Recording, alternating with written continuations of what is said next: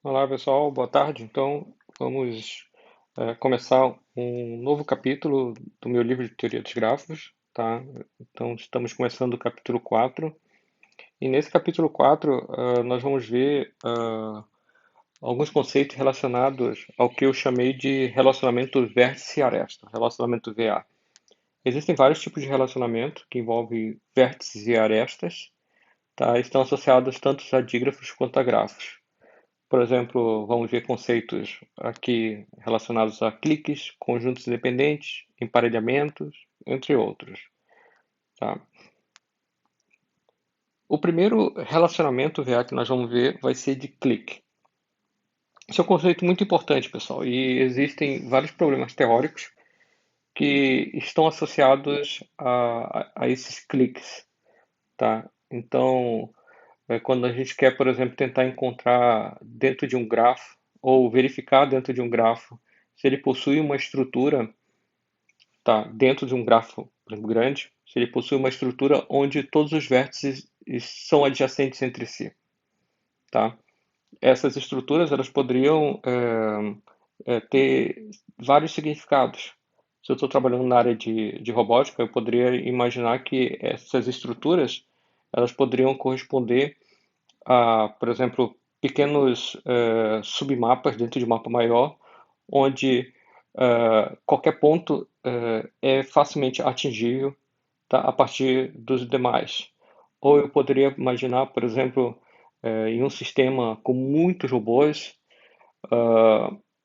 em que parte do ambiente existem subgrupos de robôs, onde esses subgrupos conseguem se comunicar diretamente. Tá? Então, o clique ele pode ter inúmeras notações e ele vai corresponder então a essa subestrutura, onde nessa estrutura todos os vértices vão estar conectados entre si, ou seja, um vértice vai ser adjacente aos demais. Tá? Então, essa seria uma explicação informal, né, bem rápida sobre o que significaria um clique para nós. Tá? Então, um clique, deixa eu colocar aqui na canetinha. Esse um clique, então, vai corresponder. Opa, peraí.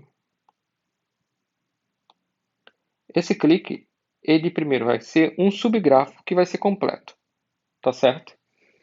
Quando eu falei do caso dos robôs dentro de um time de robôs, de um grupo de robôs, onde esses robôs conseguem se comunicar diretamente, então eu estou imaginando que cada robô vai corresponder a um vértice, tá?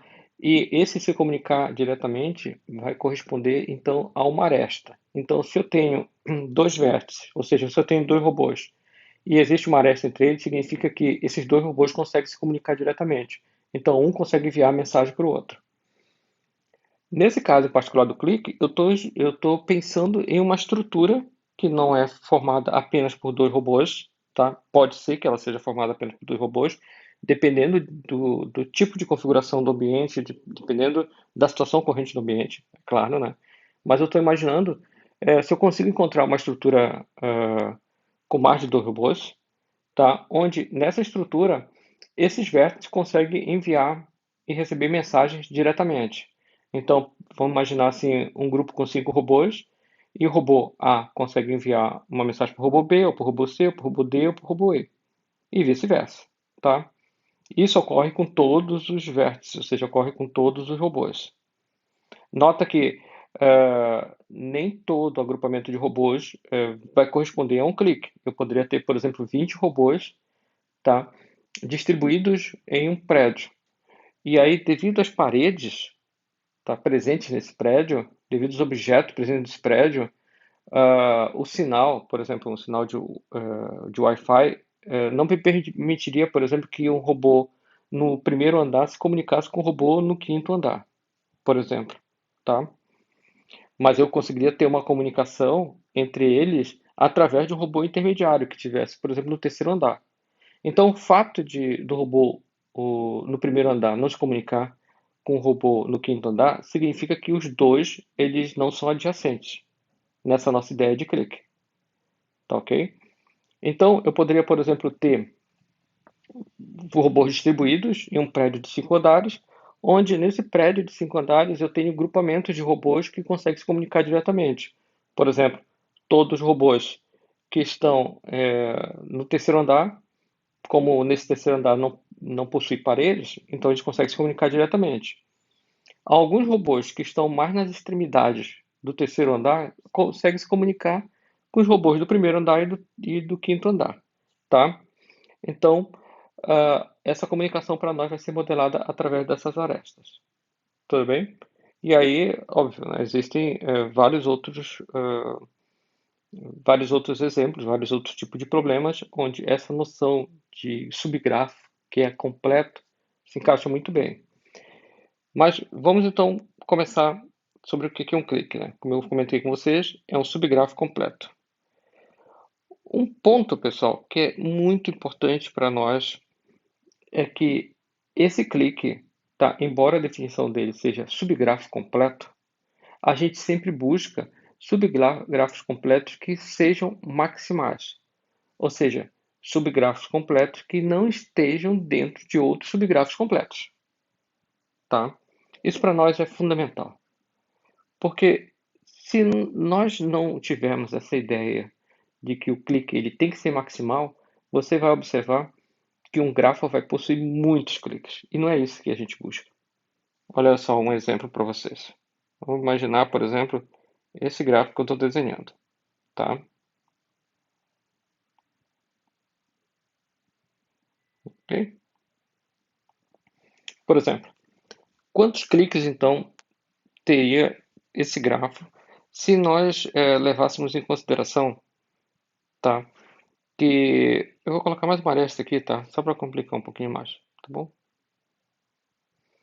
Quantos cliques teria então esse grafo se nós levássemos em consideração apenas essa definição?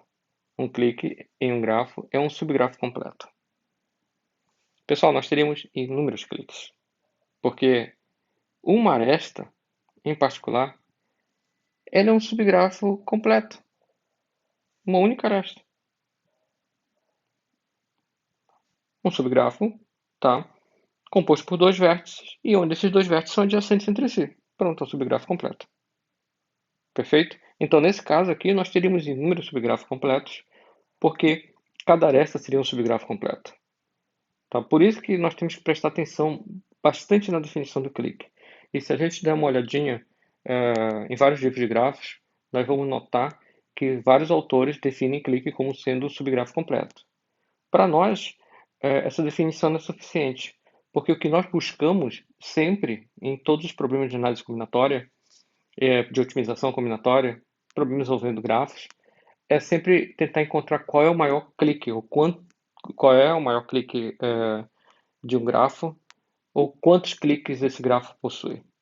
Ou seja, quando a gente busca isso, nós estamos buscando, então, subgrafos que são completos e são maximais, tá? Seguindo essa linha apenas de subgrafos completos, a gente poderia imaginar aqui, ó, que existe, então, subgrafo formado por essa aresta, por essa aresta, por essa aresta, ou seja, só aí já teríamos 3 cliques.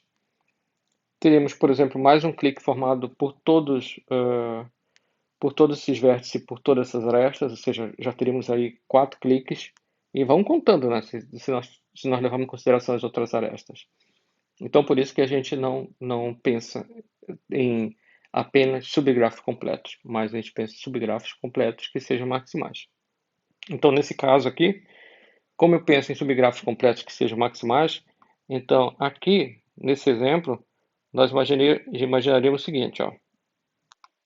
Começaríamos com uma aresta. Essa aresta aqui que eu marquei, ela corresponde a um subgrafo que é completo. A questão é, ela é maximal? Não, porque ela está dentro de outro subgrafo que é completo. Perfeito? Agora, esse subgrafo completo, ele é maximal? Sim, porque ele não está dentro de outro subgrafo completo. Perfeito? Se eu, porventura, pegasse esse grafo e adicionasse mais uma aresta, eu já veria que esse triângulo que eu identifiquei agora como clique, ele já não seria mais um subgrafo completo maximal, porque este subgrafo, ele seria também um subgrafo completo. Observe que o fato de ser maximal é simplesmente tentar responder o seguinte: será que eu consigo encontrar um subgrafo que seja maior ao que eu estou analisando e que contenha o que eu estou analisando? É essa a ideia. Se o subgrafo ele é maximal, significa que ele não está contido propriamente em outro subgrafo, que tem aquelas propriedades que a gente está buscando. Tá certo? Por exemplo, agora, né? Observe que eu já identifiquei esse clique, tá? Definido por esses 4 vértices aqui, ó. E esse grafo ele possui esse clique e possui esse clique definido por essa aresta apenas, por esta e por esta. Ou seja, notem que aqui eu tenho esse clique definido então por esses 3 vértices, apenas por esses 3 vértices e por essas 3 arestas, e eu tenho este outro clique definido por esses 4 vértices. Tá? Então, o importante é observar o seguinte: primeiro, os cliques eles têm que ser subgrafos completos, maximais, isso é muito importante. Outra coisa, esses cliques podem ter tamanhos diferentes, tá? No nosso grafo. Por exemplo, aqui a gente está observando que eu tenho um clique tamanho 4 e eu tenho um clique tamanho 3. Outro, eles podem compartilhar vértices e podem compartilhar arestas. Esse é um outro ponto importante, tá? Então, eu tenho a noção de clique maximal, tá? E note que um grafo pode ter inúmeros cliques, tá certo? Que são maximais. E eu posso ter o maior deles. Eu posso ter, por exemplo, um clique que vai ser o maior de todos eles e que vai ser chamado para nós de clique máximo, tá? Então, eu tenho, por exemplo, essa noção de clique e essa noção ela pode, por exemplo, ser estendida para dígrafos e pode ser estendida, por exemplo, para pseudografos. Então,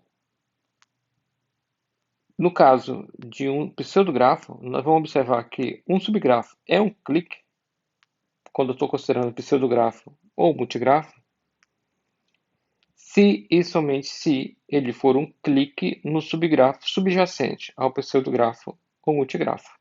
Isso significa dizer o seguinte, ó, que se eu tenho um pseudografo, tá? Não sei se você se lembra do pseudografo, mas aqueles grafos que possuem loops. Por exemplo,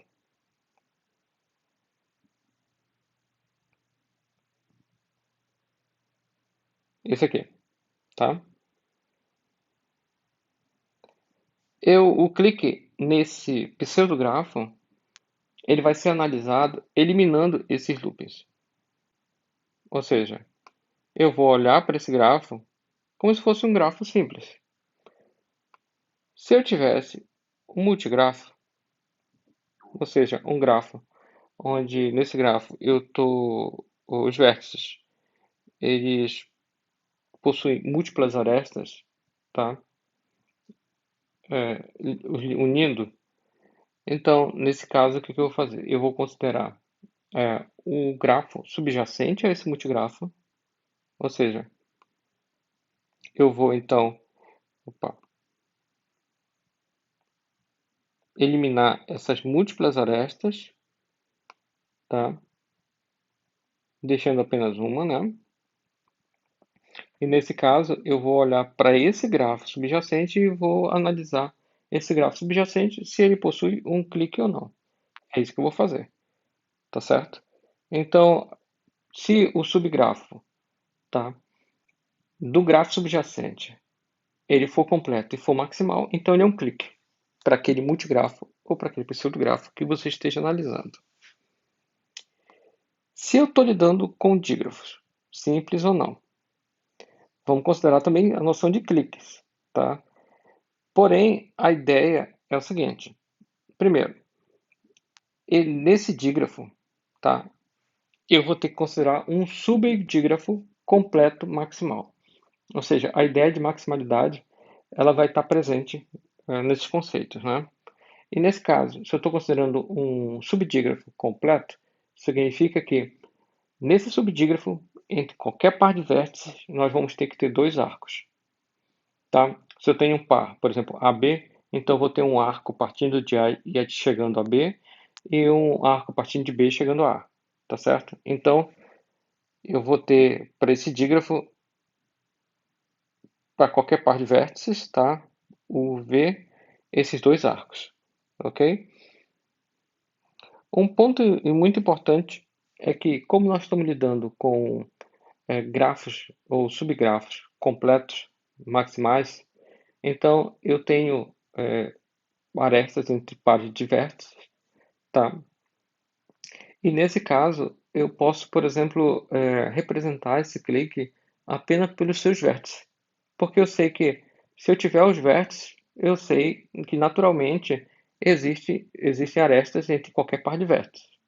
Então as arestas elas não precisam ser representadas. E nesse caso, o tamanho do clique vai corresponder à quantidade de vértices que esse clique possui. Aqui nessa figura nós temos então um grafo aqui na figura A e nós temos esse grafo aqui sendo particionados em vários cliques.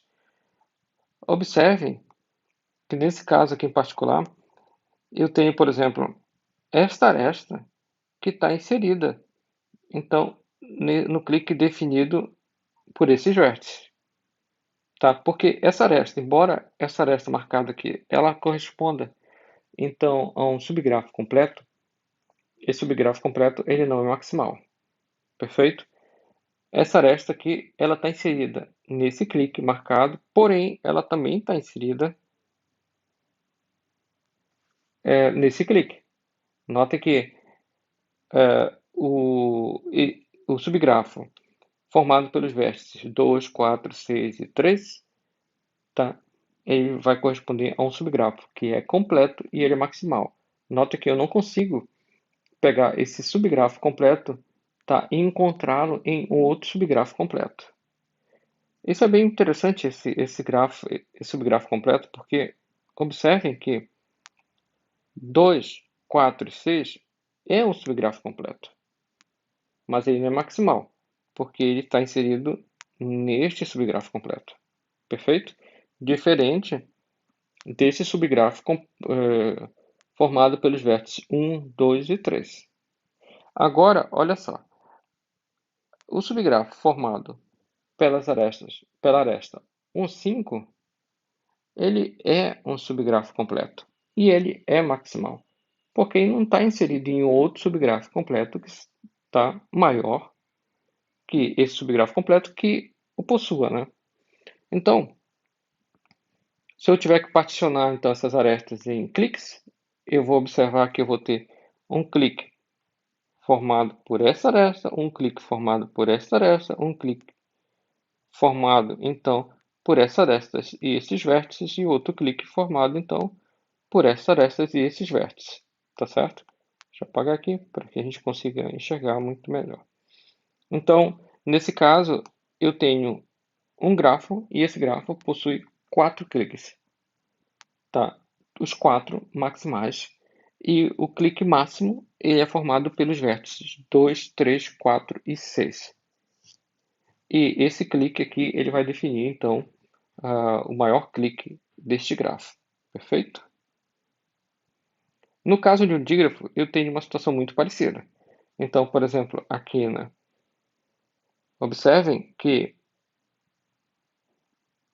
se eu olho para esses 3 vértices, nós vamos notar que existe 2 arcos, né, entre qualquer par de vértices. Então, se eu pego o par 1, 3, eu vou ter o arco de 1 para 3 e um arco de 3 para 1, tá? 3, 5, tem um arco de 3 para 5 e de 5 para 3.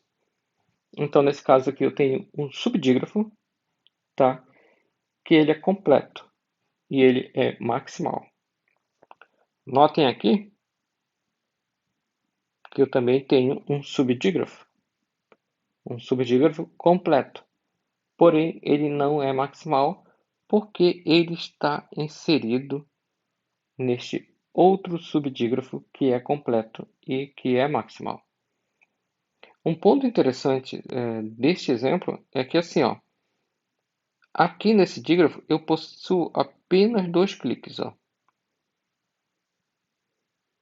Observem que estes arcos aqui, eles ficaram de fora, né? Eles não pertencem a cliques. Diferente desse exemplo. Nesse exemplo, essa aresta sozinha aqui, ela é um clique, porque ela é um subgrafo que é completo. Tu tem dois vértices e esses dois vértices são adjacentes entre si, perfeito? Nesse caso aqui, eu tenho esse arco entre os vértices 1, 2, ou seja, um arco de 2 para 1, mas eu não tenho a volta. E devido a isso, eu não tenho um clique formado por esses dois vértices. Ok? Então, eu tenho num grafo ou num dígrafo cliques de diferente tamanho. Eu tenho o clique máximo, como eu havia comentado, tá? E esse clique máximo define o que nós chamamos de número de clique, que é denotado por ômega do grafo, tá certo? E esse número está associado ao número de vértices. Pessoal, então o número de clique de um grafo vai ser R, significa, primeiro, que existe um clique de tamanho R, ou seja, existe um subgrafo que é completo e que ele é maximal, tá certo? Dentro desse grafo G. Então, quando eu digo que ômega de G é R, significa que existe um grafo completo que está contido em G. E a notação para esse grafo completo é K de R, tá? Como nós vimos anteriormente. Ok? Então, por exemplo, nesse caso aqui, desse grafo e desse dígrafo, a gente pode observar que para o grafo nós vamos ter, então, um clique de tamanho 4. Então, o número de clique desse grafo vai ser 4. E no caso do dígrafo, eu vou ter um subdígrafo completo maximal também de tamanho 4. Então, em ambos os casos, nós vamos ter o número de clique igual a 4. Perfeito? Eu havia comentado até o presente momento em grafos que são completos, né? Ou subgrafos que são completos. Pessoal, o conjunto independente ele é, ele é o oposto do clique. Ou seja, ao invés de nós buscarmos subgrafos, tá? Que são completos, nós vamos buscar subgrafos onde subgrafos são totalmente desconexos. Ou seja, eles não possuem arestas entre si, tá? Naquele nosso problema dos robôs que têm que se comunicar, que estão distribuídos em um prédio, eu poderia tentar encontrar, por exemplo, um grupo de robôs onde eles não conseguem mandar informações diretas entre si. Qual é o tamanho desse grupo de robôs? E meu problema poderia tentar fazer o seguinte, ó, poderia tentar fazer com que esses robôs se movimentassem nesse prédio de maneira a diminuir a quantidade de robôs que não conseguem se comunicar diretamente. Ao invés de eu ter, por exemplo, grupos concentrados de robôs que conseguem trocar informações e receber informações diretamente entre si, eu poderia tentar pensar em olhar para esse grupo de robôs e ver é, qual é o maior grupo onde esses robôs não conseguem se comunicar, tá? E tentar mover esses robôs nesse prédio de forma a minimizar o tamanho desse grupo. Perfeito? Porque noto que o problema de comunicação, ele é um problema de você achar um sinal, de ter um sinal para poder se comunicar uma rede, tá? E trocar informações entre si. Perfeito? Então, no caso desse conjunto dependente, o que eu quero é encontrar subgrafos totalmente desconexos. Mas, novamente, desconexos maximais. Ou seja, eu não posso encontrar, eu não posso olhar apenas para subgrafos desconexos sem levar em consideração que esses subgrafos desconexos podem estar contidos propriamente em outros subgrafos desconexos. Por exemplo, imagina só esse caso. Eu tenho um grafo formado por 6 vértices. Se eu levasse em consideração a definição de conjunto dependente como sendo um subgrafo totalmente desconexo, eu poderia ter, por exemplo, aqui, ó, vários subgrafos totalmente desconexos, formado por esses dois vértices, por esses dois vértices, por esses dois vértices, por esses dois vértices, por esses dois vértices. Mas o que interessa para a gente é o seguinte, ó.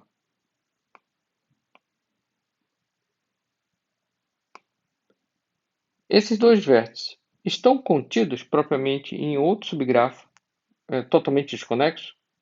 Sim, tá? Agora, esses três vértices estão contidos propriamente em outro subgrafo totalmente desconexo? Sim. Então, o que interessa é encontrar subconjunto de vértices, ou subgrafos, né, totalmente desconexos maximais. Pessoal, esses conjuntos dependentes são chamados também de cocliques, porque nota que ele é o complemento, né, ele é o oposto do clique. Ao invés de você olhar para subgrafos completos, você está olhando para subgrafos tá, totalmente desconexos. Ou seja, onde nesse subgrafo você tem vértices, onde esses vértices eles não são adjacentes entre si. Tá? E esse é um ponto muito importante, interessante para nós, porque se a gente olhar, por exemplo, para as propriedades dos grafos, se nós olharmos para o grafo e para o complemento desse grafo, nós vamos observar que um clique em um grafo G, por exemplo, ele vai corresponder a um conjunto independente no complemento desse grafo G. Um exemplo simples seria isso aqui, ó. Vou imaginar que eu tenha, por exemplo, este grafo, tá certo? Formado, então, por esses vértices. Se eu pego um complemento desse grafo, tá? Eu vou notar o seguinte, ó. O vértice B, agora no complemento, ele vai estar, então, ele vai ser adjacente ao vértice C, ao vértice D. O vértice A vai ser adjacente a nenhum dos vértices, o vértice C vai ser adjacente ao vértice B, o vértice D vai ser adjacente ao vértice B e assim por diante. Então, observem que no grafo original, este clique ele vai corresponder ao conjunto independente no complemento desse grafo, né? Então, aqui é o grafo G, aqui é o grafo G bar. E aí o seguinte, ó, notem também que aqui nesse grafo G eu tenho um conjunto independente formado pelos vértices B e D, ele é maximal, porque eu não consigo inserir nesse conjunto o vértice A ou o vértice C. E no complemento, esses vértices B e D vão corresponder a um clique. Então existe uma relação entre clique e conjunto independente. Tá? Então, por exemplo, se eu tenho um método que calcula os cliques de um grafo G, tá certo? Se eu quero, por exemplo, verificar os conjuntos independentes, tá? Eu tenho então um método que calcula os cliques desse grafo G. Se eu quero, por exemplo, calcular os conjuntos dependentes desse grafo, o que que eu posso fazer? Eu posso, por exemplo, pegar esse grafo, tá? Que calcula o clique em G, e eu posso pegar esse grafo, calcular o complemento, tá? Desse grafo e calcular os cliques no complemento do grafo. Quando eu calculo os cliques no complemento do grafo, significa que no grafo original eu vou ter então os meus conjuntos dependentes. Por exemplo, aqui, né? Eu tenho G, aqui o G barra. Quando eu calculei o clique em G barra, o que eu achei em G foram os conjuntos dependentes. E o interessante é que se eu tenho um clique que ele é maximal em G, em G barra, ele vai me levar a um conjunto independente também maximal. Tá? Então existem essas relações que são muito importantes para nós. Perfeito? Então aqui, o que nos interessa é ter esses conjuntos dependentes, tá? Que não são, onde esses vértices não são adjacentes entre si e também que eles sejam maximais. Perfeito? Então assim, se eu tenho um grafo ou um dígrafo, tá? Eu vou ter essas mesmas definições, tá certo? Levando em consideração questões relacionadas à maximalidade, e eu vou ter também, eh, posso ter vários conjuntos dependentes. Isso é um ponto muito importante. Da mesma forma como posso ter vários cliques, tá certo? E aí eu vou ter então vários conjuntos com vários tamanhos.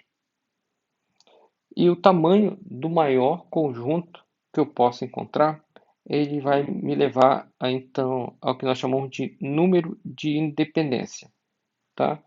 Definido por alfa de G. Então, o número de clique, observem que nós vimos anteriormente, era ômega de G. E o número de dependência vai ser alfa de G, tá? E aí nós vamos ver o seguinte, que esse alfa de G, ele vai ser igual a R, tá? Se eu tiver, então, o complemento de um grafo completo de tamanho R, contido, então, em G, tá? Nota que eu tenho que olhar para os complementos, né? Tudo bem, pessoal? Se eu tenho, por exemplo, um grafo completo ou um dígrafo completo, K de n, meu número de dependência vai ser igual a 1, tá? Porque cada vértice, nesse caso aí, vai corresponder a um conjunto independente maximal. Então, vamos dar uma olhadinha nesses dois grafos aqui. O primeiro grafo, ele vai, então, ilustrar o grafo original, e o segundo grafo, ele vai destacar os vértices que compõem o conjunto independente. Então, aqui, notem o seguinte, ó. Se eu pego esse vértice 1 e eu pego o vértice 2, eu vou observar que esse conjunto vai formar, então, um conjunto de vértices, tá? Ou um subgrafo que ele é totalmente desconexo. Porém, ele não é maximal porque eu posso aumentar esse conjunto, ou posso aumentar esse subgrafo com mais esse vértice, aonde esse novo subgrafo ainda vai ser um subgrafo totalmente desconexo. Notem que esse subgrafo que eu destaquei aqui, ele também não é maximal, porque eu posso aumentar esse subgrafo com mais esse vértice, tá? Onde esse novo subgrafo ele é totalmente desconexo. Pessoal, aqui nesse caso eu vou observar o seguinte, ó. Eu vou notar então que esses vértices aqui vão corresponder a um conjunto independente maximal, tá certo? Então são os vértices formados esse conjunto dependente maximal ele é formado pelos vértices 1, 2, 3, 6, 7, 8. ok? Eu tenho, por exemplo, também outros conjuntos dependentes. Por exemplo, um conjunto dependente formado pelo vértice 4, tá? Nota que o vértice 4 é adjacente a esses vértices aqui, então nenhum desses vértices pode estar no conjunto dependente composto pelo vértice 4, porém eu posso adicionar o vértice 6 nesse conjunto. Então aqui eu tenho outro conjunto dependente formado pelos vértices 4 e o vértice 6. Eu poderia ter também, por exemplo, um outro conjunto dependente formado pelos vértices. Deixa eu apagar aqui para não nos confundirmos. Vértice 1, 3, 5. Notem que o vértice 5 ele é adjacente a esses vértices. O vértice 1 é adjacente ao vértice 4, o vértice 3 é adjacente ao vértice 4, tá? E o vértice 7. Então, tem mais outro conjunto dependente. Então, nesse gráfico dá para ver que nós temos vários conjuntos dependentes, tá? Só que o maior deles é definido, então, por esses vértices. E nesse caso, esse grafo então vai possuir um conjunto, o número de dependência igual a 6, né? Por causa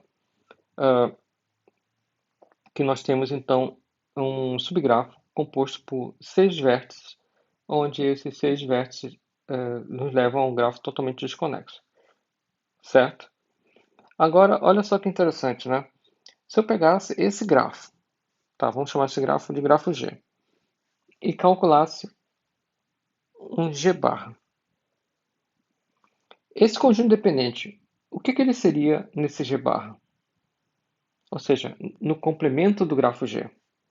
Você concorda comigo que esse conjunto em G barra representaria, então, a um conjunto de vértices onde esses vértices eles são adjacentes entre si?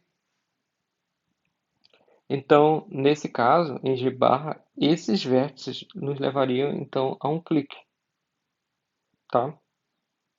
E ele seria o maior clique desse G barra. Então, a gente pode observar que o ômega de G barra, ele seria 6, tá certo? Então, nós temos um alfa de G igual a 6 e um ômega de G igual a 6. Então, existem essas relações, tá? Entre número de dependência e número de clique.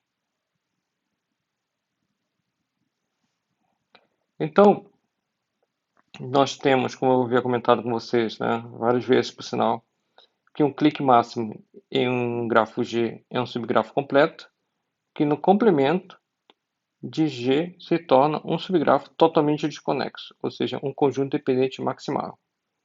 Então, isso nos permite usar algoritmos, tá, para conjunto dependente ou para cliques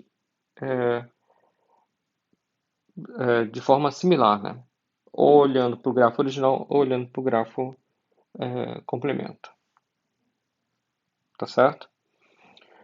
Quando eu tenho, por exemplo, esses conjuntos dependentes, eu posso, por exemplo, pegar um grafo e particionar esse grafo, tá?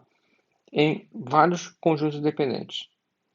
Quando eu faço isso, eu tenho o que é chamado de grafo K-partido, onde esse grafo ele é particionado, tá? E essa partição tá, primeiro, como é um gráfico K-partido, ele é particionado em K conjuntos. Um ponto importante é que esses K conjuntos eles vão corresponder a conjuntos dependentes, tá? Então, nesse caso, para que eu tenha um grafo K-partido, eu tenho que ter alguns critérios, quer dizer, eu tenho alguns critérios que devem ser obedecidos. Primeira coisa, para um gráfico K-partido, é que eu tenho que particionar esse conjunto de vértices em K conjuntos que não são vazios, tá certo? V1, V2, VK. E um outro ponto importante é que esses conjuntos eles não vão compartilhar vértices, ou seja, eles vão ser disjuntos 2 a 2, tá? E se eu pegar, então, esse conjunto, opa, Se eu pegar esses conjuntos e unir esses conjuntos, eu vou ter o conjunto de vértices original. Um outro ponto muito importante é que esse grafo ele pode ter, por exemplo, arestas. Só como eu estou particionando o grafo em conjunto de vértices, e esse conjunto de vértices eles são independentes, significa que nesse conjunto de vértices eles não podem, esse conjunto não pode ser adjacente. Os vértices não podem ser adjacentes desse conjunto, ou seja, não existem arestas unindo vértices de um mesmo conjunto. Porém, eu posso ter arestas unindo vértices de conjuntos diferentes. Então, cada aresta que eu tiver desse meu conjunto de arestas vai ter que ter extremidade, então, em conjuntos distintos. Então, se eu tenho uma aresta A definida pelos vértices U e V, eu sei que o vértice V vai estar num conjunto de vértices I, e o vértice U vai estar em outro conjunto de vértices J, onde o I ele é diferente obrigatoriamente de J. Tá certo?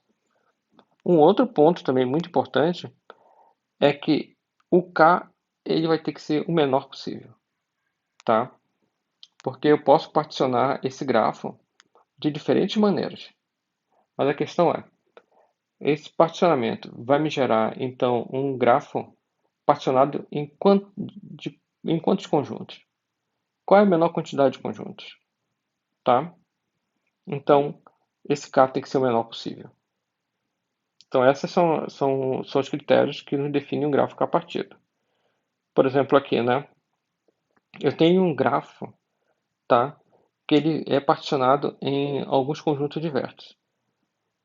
Em vários conjuntos, na verdade, né? Em alguns conjuntos, alguns vários, né? Por exemplo, aqui eu poderia particionar, então, esse grafo, tá? No seguinte particionamento, onde esses vértices pretos, eles vão corresponder a um conjunto, tá? Independente. Esses vértices cinza em outro conjunto independente. Esses vértices aqui em um outro conjunto independente, tá certo? Nota que os conjuntos dependentes, eles têm tamanho diferente, tá certo? E nesse caso aqui, esses conjuntos, eles não são conjuntos maximais, perfeito? Esse é um ponto muito importante para nós, né? Primeiro é que quando tenho um gráfico a partido, eu tenho que ter um particionamento desses vértices. Nota que eu posso ter vários tipos de particionamento, eu tenho que encontrar o menor particionamento possível. Tá? Nesse caso aqui, desse gráfico particular, qualquer particionamento que eu vou ter, que eu encontrar, tá? Ele vai me levar, então, a um grafo com três partições, tá certo? Então, por exemplo, aqui eu encontrei um particionamento em particular e eu encontrei, por exemplo, um outro tipo de particionamento, tá bom? Então, nesse caso aqui, eu tenho, por exemplo, uma partição onde essa partição ela é formada por esses seis vértices, tá? Que, por sinal, vai corresponder a um conjunto independente maximal, né? Como nós já vimos anteriormente. Aqui, notem que eu tenho um conjunto independente que ele não é maximal, tá? Só que aqui ele é maximal, né? O 1 e o 3 está contínuo nesse conjunto maior, tá certo? Então, aqui eu tenho esse conjunto independente, depois eu tenho os outros vértices 4 e 5, que eu vou verificar se eles podem ficar no mesmo conjunto ou se eles podem ir para conjuntos diferentes, né? Então, nesse caso aqui, o vértice 4 vai para um conjunto e o vértice 5 vai para um outro conjunto. Então, esse grafo aqui é um grafo tripartido, tá certo? Então, eu posso, por exemplo, também verificar se eu tenho esses conjuntos aqui, tá? E eu consigo particionar esses conjuntos de maneira que eu tenha vértices de um conjunto se unindo a todos os outros vértices dos outros conjuntos. Por exemplo, aqui eu tenho então vértices, olha só, que correspondem a conjunto independente, aqui também, e cada vértice desse conjunto, ele é adjacente a todos os vértices dos outros dois conjuntos, olha só. A mesma coisa aqui, ó. Mesma coisa aqui, tá? Então, nesse caso, eu tenho o que é chamado de grafo K-partido completo, tá? E ele vai ser denotado da seguinte forma: K, N1, N2, NK e assim por diante, tá? Então, e aqui eu tenho um grafo 3 partido, que ele é um grafo 3 partido completo. E ele vai ser representado por K 3,3,3, porque cada conjunto dependente possui tamanho 3, tá certo? Então, eu posso ver esse conjunto como sendo o resultado dessa junção, ó, onde eu tenho aqui o complemento de grafos completos, tá? Então, posso olhar para esse grafo aqui e ver que aqui eu tenho um grafo, um conjunto de tamanho 3, só que esse conjunto de vértices ele é um subgrafo totalmente desconexo, então posso considerar que esse subgrafo totalmente desconexo, o complemento dele vai ser um subgrafo completo, tá? O segundo conjunto a mesma coisa, o terceiro conjunto a mesma coisa, e aí eu faço a operação de junção, que vai criar aresta, tá? Entre vértices, tá? De diferentes conjuntos. Então, o que eu tenho aqui, ele nada mais é do que complemento do grafo completo de tamanho 3, complemento do grafo completo de tamanho 3, complemento do grafo completo de tamanho 3, e eu estou realizando uma operação de junção. É exatamente isso que eu tenho aqui, que vai me levar a um grafo K3,3,3. Aqui eu tenho um grafo completo, tá? Um grafo 2 partido completo, que também é chamado de grafo bipartido. Tá? Esse grafo em particular, como ele é um grafo bipartido completo, tá? Ele é chamado de biclique. É interessante, né, imaginar por que biclique. Porque se eu pegar esse grafo, tá, e calcular o complemento desse grafo, o que eu vou ter como resultado? Pessoal, calculando o complemento desse grafo, cada conjunto dependente vai corresponder a um clique, não é isso? E eu vou ter 2 cliques, então biclique, tá? Então temos um teorema bem interessante para verificar se um grafo ele é bipartido ou não. Um grafo ele vai ser um grafo bipartido se ele não possuir ciclos de comprimento ímpar. É fácil a gente dar uma olhadinha aqui, né? Imagina só, eu quero criar um ciclo, tá? Então eu sei que eu vou ter que começar em um dos conjuntos independentes. Depois eu vou ter que visitar uma aresta, tá? Que une esse vértice, tá? De um conjunto independente, vou chamar de 1, e aqui eu vou chamar esse conjunto independente de 2, tá certo? Vai me unir, então, esse vértice que está no conjunto independente 1 com o vértice do conjunto independente 2, tá certo? Depois, como é um ciclo, eu vou ter que ter mais uma aresta, tá certo? Que vai me levar a um outro vértice do conjunto dependente 1. Tá? Nota que eu sempre vou ficar navegando entre conjuntos independentes, tá certo? Então, depois eu vou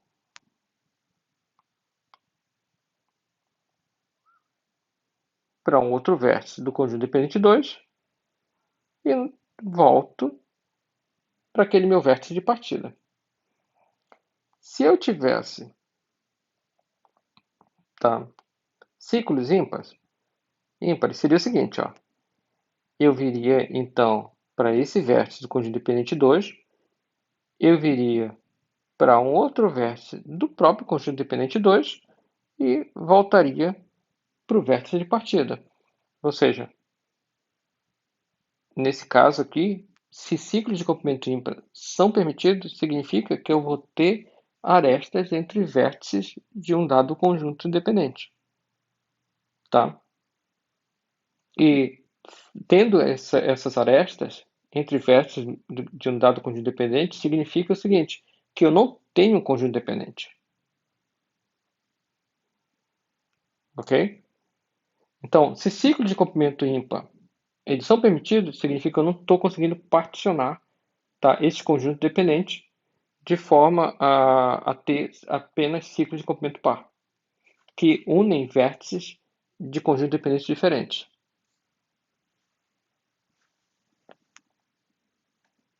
Então, para dígrafos capartidos, nós temos situação similar ao que foi exposto anteriormente para grafos, tá? Normalmente com a diferença que nós estamos lidando com arcos, né, ao invés dessas arestas. Um ponto importante é que a origem e o destino de cada arco deve situar-se em partições diferentes. Isso aqui é bem claro, né? No caso de um grafo, nós temos arestas, perfeito? Onde essas arestas elas unem vértices de conjuntos dependentes diferentes. No caso de dígrafo, vamos ter arcos, tá? Um dígrafo, então, ele vai ser chamado de K-partido, se e somente se seu grafo simples subjacente ele é K-partido. Então, um outro ponto importante é que nós vamos observar que várias propriedades de dígrafos, pessoal, vão estar diretamente associadas a propriedades do seu grafo subjacente, tá? Nós já vimos anteriormente, né, os conceitos de, de conjunto dependente, tá? Onde existem essas relações ah, entre grafos, dígrafos e várias análises também que vão ser feitas vão levar em consideração se o grafo subjacente ao dígrafo ele possui determinada propriedade ou não, para que nós consideremos o dígrafo como possuindo aquelas propriedades ou não. Tá? Um dígrafo ele vai ser K partido completo se K, para cada par de vértices, tá ok? Ou seja, esses vértices eles estão em conjuntos, conjuntos dependentes diferentes, né? Vai existir pelo menos um arco entre esses vértices. Então, aqui é interessante porque nota que eu vou ter aquela noção de grafos particionados em K conjuntos dependentes e para que esse grafo K partido, ou seja, esse dígrafo K partido, ele seja completo, eu tenho que ter arcos entre vértices de conjuntos entre vértices de conjuntos dependentes diferentes. Esse é o ponto fundamental. Eu tenho que ter pelo menos um arco. Ou um arco de ida ou um arco de volta. Só que para cada par de vértices de conjuntos independentes diferentes. Tá? Aqui eu tenho um grafo tripartido, três partidos, né? Então eu tenho aqui esse grafo, esse dígrafo, na verdade, esse dígrafo A. Aqui então eu tenho um conjunto dependente, eu tenho então outro conjunto dependente e o conjunto dependente, então formado por esse vértice cinza aqui, tá? Aqui em B eu tenho um dígrafo tripartido completo. Se a gente observar, então, esses vértices e observarmos os arcos, nós vamos notar que para qualquer par de vértices, tá, entre para qualquer par de vértices de conjuntos independentes diferentes, nós vamos ter um arco. Coisa que em A nós não temos. Por exemplo, aqui, ó,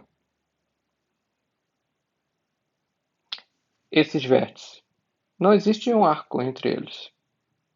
e eles estão em conjuntos independentes diferentes. Outro exemplo, aqui, nós não temos um arco entre eles.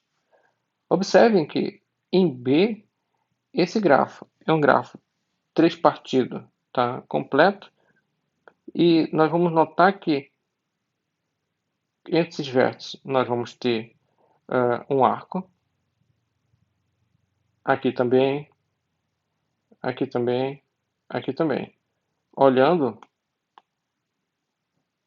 para este vértice aqui. Para este vértice, nós vamos ter também arcos, tá? Então, dá para perceber algumas coisas, né? Por exemplo, um dígrafo K-partido completo, ele vai ter, então, um grafo, tá? Um pseudografo subjacente.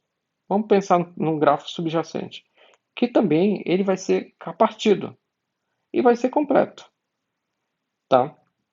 Porque nesse caso, se eu elimino esses arcos, o que que eu vou ter no final? Eu vou ter isso aqui, ó. Eu vou eliminar os arcos, eu vou ter esse tipo de grafo. Tá? Deixa eu desenhar aqui. Onde eu vou ter, por exemplo, esse vértice aqui e esse vértice preto. Vou ter este vértice branco e esse vértice branco. E este aqui. E eu vou ter esse vértice aqui cinza. E eu vou notar o seguinte, ó, que os vértices pretos eles são adjacentes a todos os vértices brancos e aos cinzas. Os vértices brancos eles são adjacentes a todos os vértices pretos e aos cinzas. E os vértices cinzas é adjacente a todos os outros vértices. Então, notem que se eu pegar esse dígrafo, tá? E se eu quiser saber se esse dígrafo é um dígrafo K-partido completo, basta eu olhar, então, ao seu grafo subjacente, tá certo?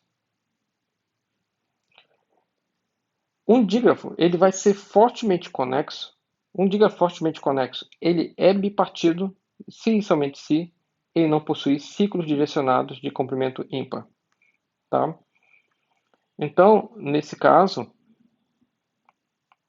notem que o que nós estamos vendo, ele é muito parecido com o que nós vimos anteriormente, né? No caso de grafos, tá? Que ele não pode possuir ciclos de comprimento ímpar. Então, é similar, tá ok? No caso, eu tenho, por exemplo, dígrafos. Esses dígrafos, eles têm que ser bipartidos. Se eles forem bipartidos, significa que o seu conjunto de vértices é particionado em dois conjuntos dependentes.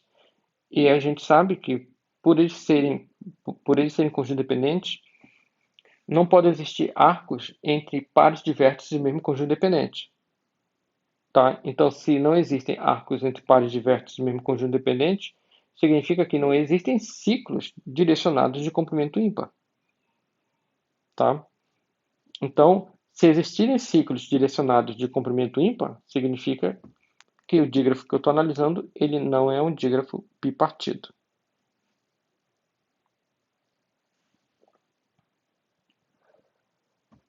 Cobertura de vértices é um outro conceito também bem interessante para nós, e ele está muito associado ao relacionamento de vértices com arestas, tá? E para nós uma cobertura ela vai se corresponder a um conjunto de vértices, tá? Onde esse conjunto de vértices eles cobrem todas as arestas do teu grafo. Então eu vou dizer que um vértice ele cobre uma aresta quando ele é uma extremidade dessa aresta. Então, por exemplo, aqui, se eu tenho um exemplo simples aqui, tá? Este grafo, eu posso dizer que este vértice aqui em particular está cobrindo esta aresta e está cobrindo essa aresta, tá? Nota que este vértice é a extremidade dessa aresta, extremidade dessa aresta. Então, esse vértice vai fazer parte da minha cobertura, tá ok? Esse vértice, por sua vez, ele já cobre esta aresta, esta aresta e esta aresta. Nota que essa aresta aqui, ela não foi coberta por ninguém, por nenhum desses dois vértices. Então eu vou escolher, por exemplo, este vértice. E aí, quando eu escolho esse vértice, esses três vértices vão cobrir todas as arestas do meu grafo. Um ponto importante é que eu poderia imaginar que a solução mais simples, mais direta, seria considerar todos os vértices do grafo para corresponderem à cobertura, porque todos os vértices do grafo vão cobrir todas as arestas. Porém, em aplicações na área de otimização, nós não queremos considerar todos os vértices do grafo. Nós queremos tentar encontrar um conjunto de vértices, tá? E o menor conjunto de vértices que cubram todas as arestas então, desse grafo. Então é um problema de minimização. Então, para nós, o que nos interessa é o seguinte: primeiro, encontrar coberturas que sejam minimais, tá? Então, por exemplo, se eu pego todos os vértices, eu sei naturalmente que todos esses vértices aqui, eles vão cobrir todas as arestas do meu grafo. Mas a questão é, será que eu consigo encontrar um subconjunto próprio que ainda consiga cobrir todas as arestas do meu grafo? Por exemplo, se eu tiro este vértice,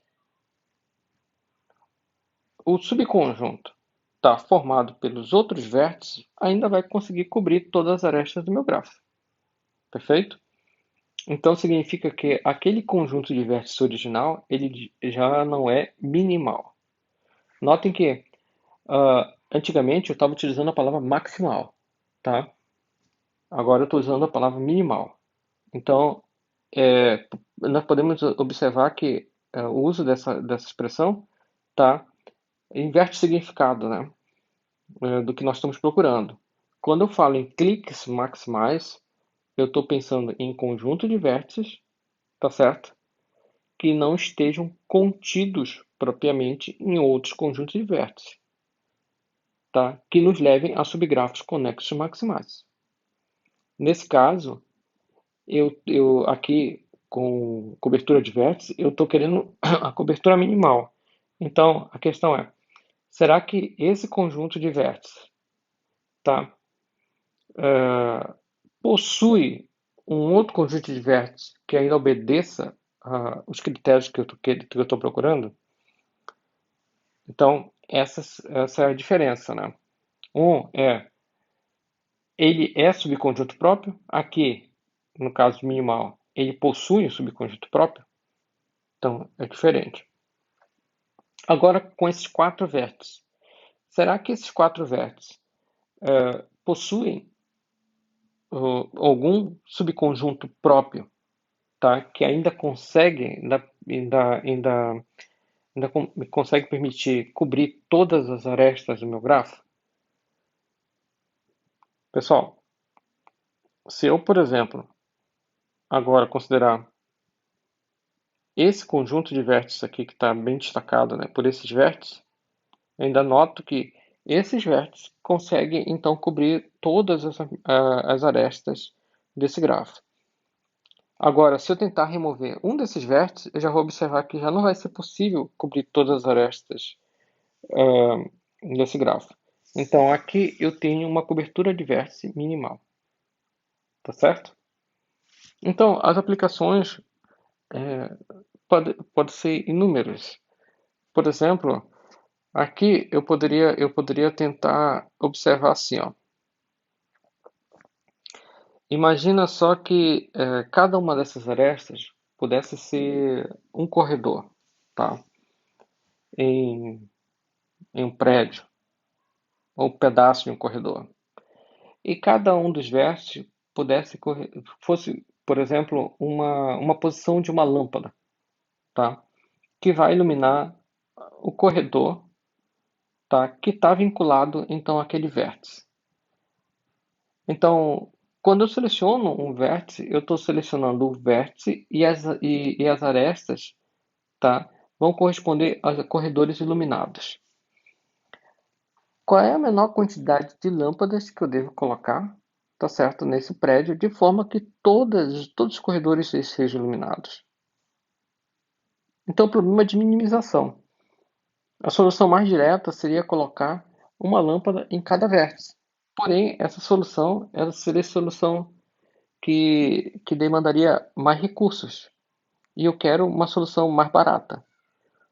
Eu poderia também imaginar que cada um dos vértices fosse a posição, por exemplo, de um posto de polícia e cada uma das ruas pudesse ser, por exemplo, uma rua monitorada por um policial.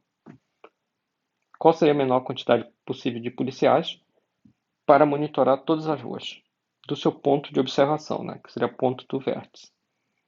Eu poderia então pensar que cada um dos vértices não seria uma lâmpada, não seria um policial, mas seria uma câmera, tá? Então, qual seria a, a menor a menor quantidade de câmeras que eu deveria distribuir, então, nesse ambiente, de forma a monitorar completamente, tá, o ambiente? Eu poderia ter outros tipos de situação, como, por exemplo, assim, eu poderia fazer outras análises, como eu gostaria de saber qual é a menor quantidade de robôs, tá, em um ambiente que conseguem transmitir informações para todos os robôs de um grupo de robôs. Porque notem que cada aresta aqui ela vai corresponder a uma ligação, vai definir uma adjacência, né, entre vértices. Então, nesse caso aqui, eu tenho, por exemplo, três vértices, tá, que vão me permitir enviar mensagem por cada uma dessas arestas. Ou seja, vai me permitir enviar mensagens por cada um desses canais de comunicação. Qual é a menor quantidade de robôs, tá, que me permite realizar a comunicação com todos os outros robôs do ambiente? E quais são esses robôs? Tá? Então, é bem importante, né, nós termos essa noção de cobertura. Porque, por exemplo, eu poderia fazer uma distribuição de tarefas olhando apenas para aqueles robôs que conseguem se comunicar com todos os demais. Esse seria um exemplo. Então, eu posso mandar informações para esse robô e para esse, que ele consegue distribuir essas informações para todos os robôs do ambiente. Ao invés de tentar mandar informações para todos os robôs simultaneamente de uma base de controle. Então, notem que a comunicação seria uma comunicação muito mais eficiente. Então, essa cobertura de vértices, ela vai corresponder a um subconjunto de vértices desse teu grafo, que cobrem todas as arestas do grafo, tá? Um outro ponto importante é que eu posso ter, por exemplo, várias arestas sendo cobertas por um mesmo vértice. Eu posso ter, por exemplo, uma aresta sendo coberta por dois vértices. Isso não é problema para nós, como nesse caso aqui, ó. Posso ter tranquilamente, tá? De forma similar ao que nós vimos anteriormente para conjunto dependente e para cliques, eu vou ter também a noção de cobertura mínima, tá? Nota que eu busco sempre coberturas que sejam minimais, ou seja, coberturas que não possuam subconjuntos próprios que sejam coberturas. Essa é a ideia que nós temos aqui, ideia de cobertura. Tá? Só que notem que um grafo pode ter inúmeras coberturas. Eu quero cobertura que seja mínima. E, baseado nisso, essa cobertura mínima define o que nós chamamos de número de cobertura de vértice, ou beta de G. Nós vimos ômega de G, nós vimos alfa de G, tá? Agora nós temos o beta de G. Ok, pessoal? Ficamos por hoje por aqui. Continuamos na nossa próxima aula.